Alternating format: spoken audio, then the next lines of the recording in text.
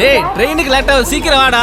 இப்ப போய் மொபைல் நோண்டிக்கிட்டு இருக்க. டேய் ட்ரெயினை பிடிக்கிறத விட ஒரு முக்கியமான வேலையில இருக்கேன். என்னது அது? நமக்காக மை ஃபுட் மை பிரைஸ் ஆப்ல grill and tandoori pre book பண்ணிட்டு இருக்கேன். ஏய் மச்சான், எவ்வளவு வருது? நமக்கு பிடிச்ச டிஷ்க்கு நம்மளே ரேட் ஃபிக்ஸ் பண்ணிக்கலாம். பிரியாணி பாளையத்தின் the brand new app my food my price நமக்காக.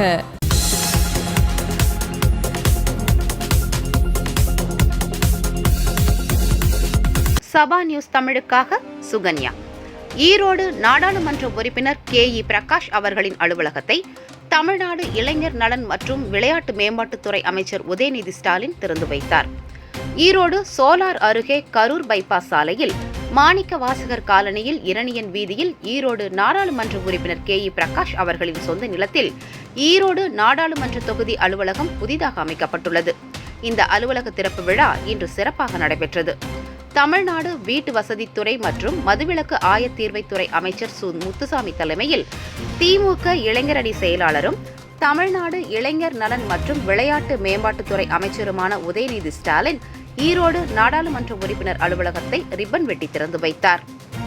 விழாவில் அமைச்சர்கள் மு.பே. சாமிநாதன், மதிவேந்தன், கயல்விழி செல்வராஜ், ஈரோடு கிழக்கு தொகுதி சட்டமன்ற உறுப்பினர் EVKS இளங்கோவன், திமுக துணை பொதுச் செயலாளர் அந்தியூர் செல்வராஜ், மாவட்ட செயலாளர்கள் பத்மநாபன், மதுரா செந்தில், நல்லசிவம், மாநகர மேயர் நாகரத்தினம், துணை மேயர் செல்வராஜ், கைத்தறி வாரிய தலைவர் சிந்து ரவிச்சந்திரன், மண்டல தலைவர் PK பழனிசாமி ஆகியோர் முன்னிலை வகித்தனர். இதனைத் தொடர்ந்து அமைச்சர் உதயநிதி ஸ்டாலின் பொதுமக்கள் தங்களது கோரிக்கைகள் குறைகள் குறித்து தெரிவிக்கும் வகையில் ஆன்லைன் சேவையை தொடங்கி வைத்தார்.